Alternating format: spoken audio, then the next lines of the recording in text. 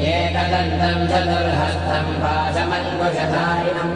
तदञ्जमलनम् हस्ते विभ्राणम् मूषकध्वजम् रक्तम् लम्बोदरम् शूर्पकर्णकम् रक्तपाशसम्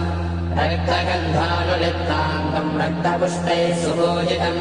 भक्तानुकम्पिनम् देवम् जगत्कारणमच्युतम् आविर्भूतम् च सृज्यादो प्रकृतेः पुरुषात् परम् एवम् ध्यायति यो नित्यम् स योगी योगिनाम् वरः नमो व्रातपतये नमो गणपतये नमः प्रमथपतये नमस्ते अस्तु लम्बोदराय एकदन्ताय विघ्नविनाशिने शिवसुताय श्रीवरदमूर्तये नमो नमः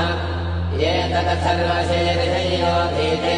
स ब्रह्मभूयाय कल्पते स सर्वतः सुखमेधते स सर्वविघ्नैः न बाध्यते स पञ्चमहापापात् प्रमुच्यते